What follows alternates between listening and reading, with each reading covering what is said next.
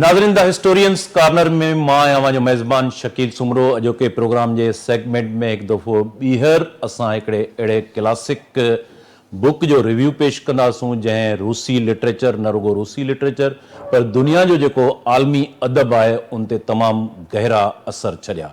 पाण ॻाल्हि करे रहिया आहियूं डोस्टोवेस्की जे शाहकार नाविल बिरादर करामाज़ोफ ते। बिरादर करामाज़ोफ जा मुख़्तलिफ़ जेके किरदार आहिनि, उनजी थीम छा आहे, उनजो मैसेज छा आहे, ऐं उन सां गॾोगॾु दोस्तोवेस्की जो जेको शख़्सी किरदारु आहे ऐं उनजी हयाती जे हवाले सां बि अॼोके प्रोग्राम में पाण डिस्कस कंदासूं। प्रोग्राम में असांखे जॉइन कयो आहे सेनेटर डॉक्टर करीम ख्वाजा साहब। डॉक्टर साहब हिन खां पहिरें बि मुख़्तलिफ़ जेके तारीख़ जा प्रोग्राम थिया आहिनि, अहम इवेंट्स ऐं ख़ासि तौर ते जेके क्लासिक बुक्स आहिनि उनजो रिव्यू ऐं एनालिसिस पेश कंदा रहिया आहिनि। डॉक्टर साहब खे प्रोग्राम में भलीकार चऊं था। डॉक्टर साहब, अॼोके प्रोग्राम जो उनवान हिकु दफ़ो ॿीहर पाण दोस्तोवेस्की जो जेको शाहकार क्लासिक नाविल आहे बिरादर्स करामाज़ोफ, उन ते ॻाल्हाईंदासूं। हिन शाहकार नाविल खे तव्हां किथां शुरू कंदव? मां चाहींदुसि थोरो दोस्तोवेस्की जो जेको शख़्सी कैरेक्टर आहे थोरो उन ते बि ॻाल्हायो, उन जी हयाती जे हवाले सां, पोइ इन जा मुख़्तलिफ़ चैप्टर ऐं जनरली जेके दोस्तोवेस्की जा ॿिया किताब आहिनि उन हवाले सां बि तव्हां ॻाल्हायो। सर महिरबानी शकील साईं। ही फियोडोरोस्की जेको आहे रशियन नावलिस्ट ऐं राइटर अज़ीम हस्ती हुई। चवनि था त ही जेको आहे सो दुनिया जी तारीख़ में नंबर 1 अचे थो। ऐं जेको लास्ट प्रोग्राम जेको पाण कयो हो क्राइम एंड पनिशमेंट जेको नावल कयो, उन जे लेखक खां बि वधीक आहे हिन जी जेका आहे सो से आहे। ही जेको पैदा थियो हो 1821 फेबरवरी में, 9 फेबरवरी में इंतकाल जो थियो 28 जनवरी 1921 में, 1881 में, ठीकु आहे न। 58-59 ईयर्स जी एज में हिन जो इंतकाल थियो। ऐं पंहिंजो हिन शाहकार क़िस्म जी शयूं लिखियूं जंहिंमें क्राइम एंड पनिशमेंट आहे, ब्रदर करामाज़ोफ आहे, इडियट आहे, ऐं नोट फ्रॉम अंडरग्राउंड आहे, डेमन आहे। इहे जा तमामु जग मशहूरु जेके सो राइटिंग्स आहिनि, राइटिंग्स हुन इलाही लिखियूं। हीउ जेको आहे सो इन जो वालदा नंढी उमिरि में हो त हिन जी वालदा जो इंतकाल थियो। संदसि वालिद जेको डॉक्टर हो ऐं उहो जेको आहे सो ही मॉस्को में पैदा थियो, उते हू प्रैक्टिस कंदो हो। पोइ संदसि वालदा जे इंतकाल खां पोइ हिन जे पीउ खे ज़हनी अमराज़ थी वियो ऐं पोइ हिन खे हिन इंजीनियरिंग जी तइलीम जे लाइ मोकिलियो। इन अरसे में हिन जो पीउ जेको आहे सो ज़हनी अमराज़ जे करे चवनि था त जेके किताबनि में लिखियलु आहे त हुनजो मर्डर कयो वियो, जंहिंजे करे हिनखे एपिलिप्सी थी वई, मर्गी जी बीमारी। ऐं पोइ जेको आहे सो ही जेको पुअर फोक जेके ग़रीब माण्हुनि ते हिन नावल लिखियो, उहो ॾाढो मशहूरु थियो पंहिंजे वक़्त में। जेको फर्स्ट हिनजो 1840 में नावल आयो। पोइ हीउ जेको आहे सो पेट्रास्की हिकिड़ो सर्कल हो रशिया में जेको ज़ार जे ख़िलाफ़ हो ऐं प्रोग्रेसिव लिटरेचर ऐं ॿी चीज़नि ते डिस्कस कंदो हो। त उन जे जेको आहे सो ज़ार ते जेको आहे सो हिन खे अरेस्ट कंदा आहिनि ऐं इन खे सज़ाए मौत ईंदी आहे। हिन सां गॾु 21 ॼणा ॿिया हूंदा आहिनि जो सज़ाए मौत जे लाइ हिननि खे उते बीहारींदा आहिनि, 21 माण्हुनि खे, ऐं बाक़ी 2 या 4 मिंट हूंदा आहिनि। त हीउ पाण लिखे थो त आख़िर जॾहिं उन्हनि खे फायर थियणो हूंदो आहे त परे खां हिकिड़ो घोड़े ते चढ़ी ज़ार जो जेको आहे सो वाइट फ्लैग खणी ईंदा आहिनि, उहो सज़ा जी रोके छॾींदा आहिनि 21 माण्हुनि जी। पर जीअं त उन्हनि खे त कलाकनि जा कलाक बीहारींदा आहिनि ऐं सर्दी इलाही माइनस में हूंदी आहे, इलाही हूंदी आहे, जंहिंजे करे इलाही माण्हू लंग्स जे करे ऐं कननि जी बीमारियुनि जे करे ऐं ॿियनि जे करे हलाकत अॻिते हली थींदी आहे। हीउ बची वेंदो आहे ऐं हीउ जेको आहे सो हिननि खे वरी उहो कन्वर्ट थी वेंदी आहे 4 साल साइबेरिया में। ऐं पोइ जेको आहे सो ॿी जेका सज़ा हुनखे हूंदी आहे त 8 साल मिलिट्री में हुननि खे करणी हूंदी आहे। हिन अरसे में ही जेको आहे सो जेको आहे सो इलाही माण्हुनि सां लविछड़ में ईंदो आहे। पीटर्सबर्ग्स में अॻे ई जेको आहे सो मशहूरु थी वेंदो आहे। जेको सभ खां पहिरीं जेको नावल पुअर फ्लोक ग़रीब माण्हुनि ते लिखंदो आहे, अॻे पॉपुलर पर वरी सज़ा अची वेंदी आहे। ऐं पोइ वरी ही जेको आहे सो इलाही नावल्स लिखियूं आहिनि, नावला लिखियूं आहिनि ऐं राइटिंग्स लिखियूं आहिनि ऐं जग मशहूरु आहिनि। ट्रैवल इलाही कयो। ही ॿ शादियूं हुयूं, जेका ॿी शादी जी माई हुई उहो वधीक हिन लाइ कारआमद हुई। 4 ॿार हुआ, 4 ॿारनि मां 2 ॿार हलाक थी विया बीमारी में, नंढपण में। ऐं हीउ जेको आहे सो जीअं ॾाढी तकलीफ़ दे ज़िंदगी गुज़ारी, सही त इन जी वरी 58-59 जी उमिरि में जी गुज़ारे वियो। ऐं हिन जी राइटिंग्स जो असरु जेको आहे सो तव्हां चओ त इहो फ्राइड ते बि थियो आहे, सातर ते एग्ज़िस्टेंशलिज़म में बि थियो आहे, नेलिस्टिक जेका थिंकिंग जेका चवंदा आहिनि दुनिया में को मतिलबु मीनिंगलेस दुनिया आहे। ऐं जेको आहे सो नीचे ते बि थियो। अच्छा नीचे जी राइटिंग्स में बि हिन जा असरात आहिनि। ऐं नीचे जी हिन जी कॾहिं मुलाक़ात कान थी हुई, पर हीउ नीचे चवंदो त मूंखे ईअं लॻे थो त असां इलाही मिली चुका आहियूं। त हिन जी जेको आहे सो उन ज़माने में यूरोप में मुख़्तलिफ़ तहरीकूं हुयूं, उन ते एग्ज़िस्टेंशलिज़म आहे जेको मूं चयो, फ्राइड बि उन सां मुतासिर थियो। ॿी वॾी ॻाल्हि त आइंस्टाइन बि उन सां ॾाढो मुतासिर हो। अच्छा ऐं उन बि उन जी ॾाढी तारीफ़ कई आहे। हाणे हिन जी जेकी ही दौर कहिड़ो ज़ार बादशाह जो दौर आहे? ही जेको रशिया में? हा ज़ार जे दौर में ई पैदा थियो ऐं उते ई हलाक थी वियो, माना इंतकाल करे वियो। हाणे इंतकाल ई करे वियो, उन वक़्तु बि इहो ज़ार हो, पर ही सोशलिज़म जो हो क़ाइल हो। ऐं पर ही रिलीजियस बि हो, ऑर्थोडॉक्स क्रिश्चियनिटी जी प्रैक्टिस कंदो, पर स्पिरिचुअलिटी में हुनजो ऑर्गेनाइज़ रिलीजन जे हू फेवर कोन कंदो हो। एनी हाउ हिन जी अज़ीम राइटिंग्स आहिनि। हिन मॉरलिटी ते ॻाल्हायो आहे, हिन जेको आहे सो मीनिंगलेस दुनिया आहे उन ते ॻाल्हायो आहे। हिन जेको आहे सो ॻाल्हायो आहे त पंहिंजो एग्ज़िस्टेंशलिज़म जेका तहरीक जेका अॻिते हली करे जैन पाल सातर वारनि हलाई या ॿियनि हलाई, उन ते हुन इलाही ॻाल्हायो। फ्राइड जी अनकॉन्शियसनेस जेके थ्योरीज़ आहिनि, ईअं लॻे थो त हिन इनडायरेक्टली लिखी, पर फ्राइड त ख़ैर वरी साइंटिफिक बुनियाद ते खणी आयो। त इहे सभु तहरीकनि ते हिन जा असरात थिया आहिनि। हाणे जेको हिन जो फर्स्ट नावल ते बिरादर्स अच्छा ॿियो त हीअ उर्दू ऐं सिंधी में बि इलाही ट्रांसलेटर्स आहिनि जन, मिसाल जे तौर ते एहसान बदवी कर्मवास ब्रदर ते कई आहे, अहिड़े नमूने काज़ी खादम कयो आहे जुआरी, अहिड़े नमूने पंहिंजो रशीद भट्टी कयो आहे।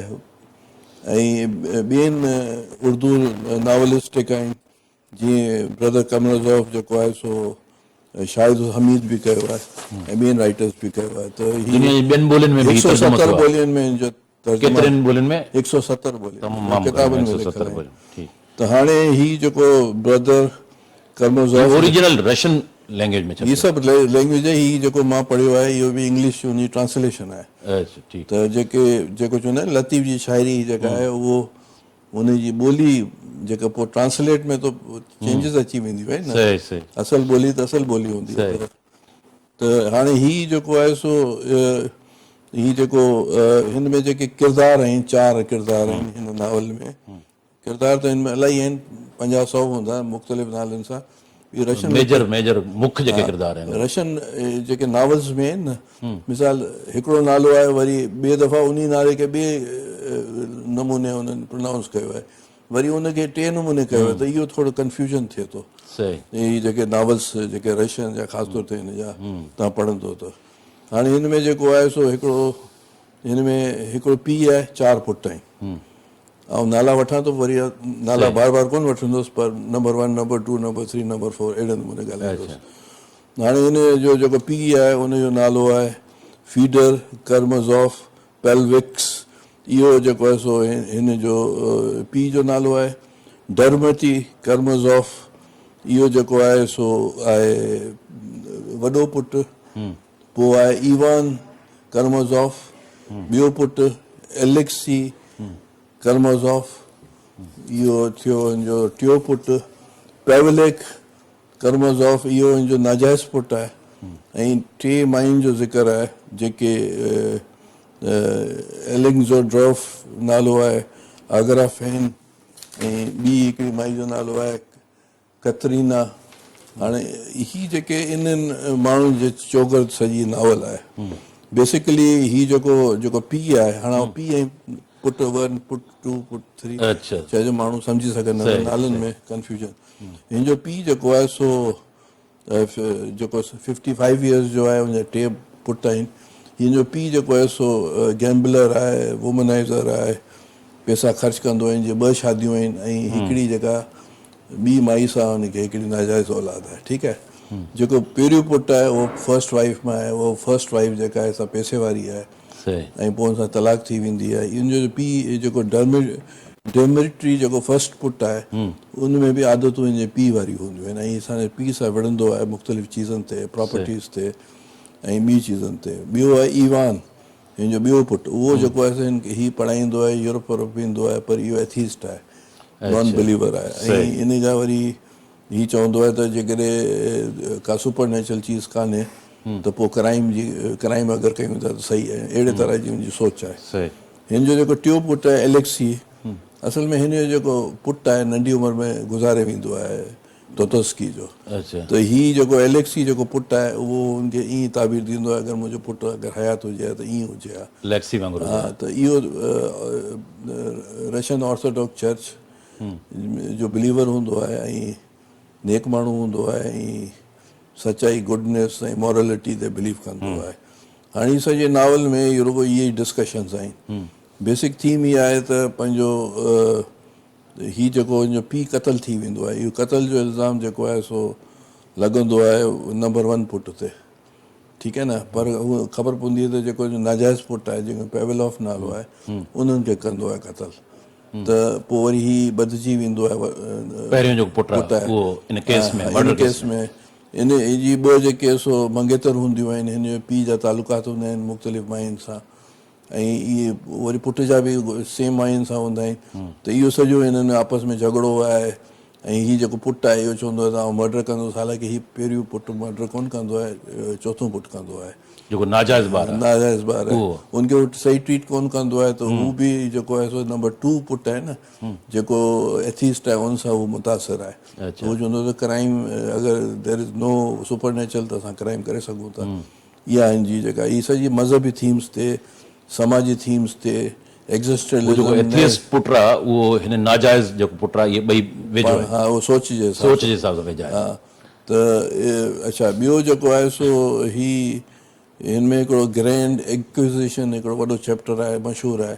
उहो इहो आहे त 15वीं सदी में जॾहिं हुते स्पेन में इंक्विज़िशन माना जेके मुसलमान ऐं यहूदियुनि ते हुननि कढियो पिए त को हिकिड़ी अज़ीम हस्ती आई, हुनखे जेको आहे सो उते जो मशहूरु इंक्विज़ेटर जेको या पोप चओ, पादरी चओ, हुनखे गिरफ़्तार कंदा आहिनि ऐं हुनखे जेल में रखंदा आहिनि। हू ॻाल्हाईंदो कुझु कोन्हे, हू माण्हुनि खे अची करे उहे करामतूं ॾेखारींदो आहे, मुख़्तलिफ़ बीमारी खां दूरि करण जूं ॿियूं चीज़ूं। त हू हुनखे जॾहिं जेल में हणंदा आहिनि, हू चवंदो आहे, जेको पादरी चवंदो आहे त हाणे उहो वक़्तु गुज़री वियो आहे जेकी पुराणी तइलीमात पंहिंजी जाइ ते, पर हाणे इहो तइलीम हिते हाणे ॾियण जी ज़रूरत कान्हे, हाणे असीं कमायूं पिया। पोइ हुनखे सुबुह जो हुनखे सज़ाए मौत ईंदी आहे, पर हू हुनखे छॾे ॾींदो आहे, बाबा हाणे वञी जान छॾ असांजी, असांखे पंहिंजो धंधो करणु ॾे। त इहो ग्रैंड एक्विज़िशन आहे जेको तव्हां पढ़ंदो, वॾो मज़ेदार आहे। अच्छा, उन में जेको आहे सो जेको टियों पुटु आहे उहो जेको आहे सो मॉरलिटी ते डिस्कशन में ईंदो आहे या हुन सां हिकिड़ी माई मोहबत कंदी आहे, पर हुनजे किरदार एलेक्सी जी ॻाल्हि कयो था तव्हां। एलेक्सी जेको टियों पुटु आहे अच्छा, ऐं जेको बिलीवर आहे इहो ऑर्थोडॉक्स क्रिश्चियनिटी ऐं बिलीवर आहे, इन ते डिस्कशन कंदो आहे। बेसिकली उन ज़माने में नाइलिस्टिक मीनिंगलेस वर्ल्ड जेका आहे सा हिकिड़ी तहरीक उभरी पिए त नाइलिज़म जेके भई दुनिया जी मीनिंगलेस आहे, माण्हू छा करे, त माण्हू अफ़रा तफ़री जा शिकार हुआ, के रिलीजियस पासे पे विया, के वरी साइंस पासे पे विया। त हीउ चए थो त हिन जो ख़्यालु आहे दोतोस्की जो त तव्हां सुठा कमु कयो, उहो बहितरु आहे। अहिड़े नमूने हू हीअ सॼी नावल जेको सो इन चीज़नि ते डिस्कशन आहे। ऐं आख़िर में हीउ जेको चोथों पुटु आहे, इहो ख़ुदकुशी करे छॾींदो आहे, ख़ुदकुशी कंदो पियो आहे। पोइ वरी हिन जो पुटु जेको वॾो हूंदो आहे उन साबित कोन थींदो आहे, पोइ वरी उहो रिहा थी वेंदो आहे। इहो आहे फस्ट नावल। हाणे पाण क्राइम एंड पनिशमेंट ते ॻाल्हायूं, ठीकु आहे न। इहो क्राइम एंड पनिशमेंट जेका आहे इहो बि हिकिड़ो तमामु इन खां अॻु में थोरो हिकिड़ो मुंहिंजो सुवालु हा, आहे सर। जेको नावेल जे हवाले सां ठीकु जीअं तव्हां हुनजी फादर जी ॻाल्हि कई ऐं चइनि ॿारनि जी ॻाल्हि कई जी सर पहिरियों पुटु उहो पीउ सां सोच उनजी मिलंदड़ जुलंदड़ आहे जी सर सेकंड जेको तव्हां ॿुधायो त उहो एथियस्ट आहे जी सर थर्ड जे लाइ तव्हां चओ त उहो बिलीवर आहे ऐं फोर्थ नाजाइज़ हाणे ई अलामत छा जी आहिनि थीम छा आहे इन जी हिन थीम में डिस्कशन इहो आहे त रशिया में उन ज़माने में तहरीकूं मुख़्तलिफ़ पे हलियूं हिकिड़ी नाइलिज़म पे हली त बाबा मीनिंगलेस छा साइंस अची वई हुन ॾिठो त हीउ जेको बि आहे काइनात आहे हीअ आहे मीनिंगलेस पे सम्झूं ॿिए पासे जेको आहे सो रेवोल्यूशनरी आइडियाज़ आया पे टियों पासे जेको ऑर्थोडॉक्स क्रिश्चियनिटी जो असरु हो चौथो एक्ज़िस्टेंशलिज़म के हर माण्हू पंहिंजी मर्ज़ीअ जेको खपे जीए जेको खपे करे ऐं फ्री विल जो ज़िक्र आहे सही डिटर्मिनिज़म इहो आहे त बाबा हिकिड़ी चीज़ तय थियल आहे त फलाणो जेको आहे सो हीउ थींदो आहे हीउ क़तलु थींदो हीउ छॾे ॾींदो हिकिड़ी फ्री विल आहे भई मर्ज़ी आहे माण्हू जी उहो फ्री विल ते एक्ज़िस्टेंशलिज़म फिलॉसफी आहे त इन 4-5 चीज़नि जो ज़िक्र आहे अच्छा इन में डिस्कशन्स आहिनि की भई छा बहितर आहे छा ख़राबु आहे इन किरदारनि जे वात सां इन चीज़ जो ज़िक्र आहे जेको नाजाइज़ ॿार आहे उन सां रिलेशन जेको आहे उहो मैटर करे थो जो रिएक्शन में अची मर्डर करे थो असांजी सोसाइटी में आमतौर ते ॿार एडॉप्ट कयूं था पोइ उन्हनि खे सही ध्यानु नथा ॾियूं हाणे हीउ जेको नाजाइज़ ॿार आहे उनखे हू ॿार पंहिंजो पुटु डिक्लेयर कोन थो करे पर ईअं नौकर करे रखंदो आहे अच्छा ऐं हुनजा नौकर हुनखे पालींदा आहिनि त हुनजो रद्दमल बि तो ईंदो आहे त ॿियो जेको पुटु हूंदो आहे उहो एथिस्ट हूंदो आहे उहो वरी हुन सां हिनजी हुनजी पाण में हाणे हिकिड़ी अंडरस्टैंडिंग हूंदी आहे जेतोणी IQ जो एतिरो कोन हूंदो आहे पर वरी इहो चकर आहे हिन में इहे डिस्कशन्स आहिनि रशिया जे जेके हालात जो ज़िक्र आहे रशिया में जेके चीज़ूं ठहियूं उहो ज़िक्र आहे हीउ पाण ॾुखो वक़्तु ॾिसी चुको हो मौत के क़रीब सां ॾिसी चुको हो साइबेरिया जी एक्ज़ाइल में वियो हो त इहे सभु चीज़ुनि जो हाणे अचो क्राइम एंड पनिशमेंट ते क्राइम ऐं पनिशमेंट जेको आहे सो हिकिड़ो नौजवान आहे उहो उन ते आहे सॼी स्टोरी आहे उहो नौजवान बि जेको उहो सम्झंदो आहे त आउं इलाही जीनियस आहियां रेशनलिस्ट आहियां ऐं आउं जेको आहे सो साइंस ते बिलीव कयां थो ऐं आउं जेकॾहिं जहिड़े नमूने वॾा वॾा माण्हू क़तल कंदा आहिनि ऐं अगरि कंहिंखे त उहो उनजी का मानियत कान्हे त जेको आहे सो उहो पाण खे इलाही जीनियस सम्झंदो आहे एरोगेंस हूंदो आहे ईगोस्टिक हूंदो आहे सही उन वटि पैसा कोन हूंदो आहे उहो स्टूडेंट हूंदो आहे यूनिवर्सिटी जो लॉ पढ़ंदो पियो आहे स्टूडेंट हूंदो आहे त पोइ वरी हू छा कंदो आहे वञी करे जंहिं बिल्डिंग में रहंदो आहे उते हिकिड़ी माई सां जेका वॾी उमिरि जी हूंदी आहे उन सां हू व्याज ते चीज़ूं वठंदो आहे त हू उनजे ज़हन में ईंदो आहे त छो न हिन माई खे मारे छॾियां बदतमीज़ माई आहे बेकार माई आहे इहा दुनिया हिनखे मारण सां कुझु माना दुनिया ईअं हलंदी हुनजी सोच हुई जेका ग़लति सोच हुई ऐं इहो सॼो डिस्कशन हुनजो ईअं आहे इन अरसे में उनखे हिकिड़ी छोकिरी टकराइजंदी आहे जेका हिकिड़े पीउ जी हुनजो पीउ तमामु ग़रीब हूंदो आहे पर उहा उन पीउ जे करे प्रोस्टिट्यूट थी वेंदी आहे पर ॾाढी हसीन हूंदी आहे उन सां हिनजी सलाम दुआ थी वेंदी आहे हुनजो पीउ रस्ते ते पियो हूंदो आहे उनखे छॾे ईंदो आहे अहिड़े नमूने रिलेशन सलाम दुआ थी वेंदी आहे इन अरसे में हीउ जेका आहे सो हुन माई खे वञी क़तलु कंदो आहे जंहिंखे व्याज ॾींदो आहे क़तलु कंदो आहे ऐं हिनजी जेका ग़लति सोच हूंदी आहे त इन द मीन टाइम मुंहिंजी नंढी भेण का अची वेंदी आहे हाणे उहो ॾिसंदो आहे उनजी नज़र पइजी वेंदी आहे उनखे बि हीउ क़तलु करे छॾींदो आहे भई क्राइम ई करे छॾींदो आहे पर इंटरनल गिल्ट हिन में हूंदो आहे त यार मूं ग़लति कयो आहे इहो पोइ अॻिते हली करे पंहिंजी जेका माई आहे जेका गर्लफ्रेंड जेका थींदी आहे दोस्त थींदी आहे उन सां ज़िक्र कंदो आहे उहो हुनखे माई हीउ सॼो डिस्कशन हुन ते आहे त बाबा तूं जेको आहे सो गिरफ़्तारी ॾे ऐं तूं क्राइम कयो आहे दैट इज़ रॉन्ग थिंग अगरि हुनखे मारे उहो बि ग़लति आहे वॾी माई खे ॿिए खे तूं मारे ग़लति मारे पोइ हीउ सॼो हिन में हुन गिल्ट में रस्ते ते निकिरंदो आहे छुजतो कंदो आहे पुलिस वटि वेंदो आहे पुलिस खे चवंदो आहे भई मूं क्राइम कयो आहे ऐं पोइ हिनखे साइबेरिया में सज़ा थींदी आहे 8-10 साल प्रूफ कोन थींदो 8 साल 7 साल जी सज़ा ईंदी आहे हीअ जेका माई आहे छोकिरी आहे इहा बि हिन सां गॾु साइबेरिया वेंदी आहे ॿिए हंधि रहंदी आहे ऐं हू त जेल में हूंदो आहे त हीअ वरी हुन सां राब्ते में हूंदी आहे हर महीने हर हफ़्ते मिलंदी आहे पोइ सज़ा हुनजी ख़तमु थींदी आहे हिन में जेको मैसेज हूंदो आहे त हीअ एरोगेंट हूंदो आहे पाण खे अञा ताईं सम्झंदो आहे त पर आख़िर में ॾेखारींदो आहे त माई जे साम्हूं रोअंदो आहे की यार मूं ग़लती कई आहे सज़ा बि मूंखे मिली आहे ऐं उहो पंहिंजे क्राइम ऐं जेका गिल्ट आहे उनखे उहो शो कंदा आहिनि त बाबा हीउ जेको आहे सो फ्री विल पंहिंजी जाइ ते आहे पर मॉरलिटी बि आहे ऐं जेको आहे सो हिकिड़ा लॉज़ आहिनि ऐं कंहिं माण्हू खे राइट कोन्हे की ॿिए खे क़तलु करण जो, भले हू कहिड़ो बि हुजे। त ही सॼो डिस्कशन आहे। इहा बि हिकिड़ी तमामु जग मशहूरु नावल आहे। सही सही।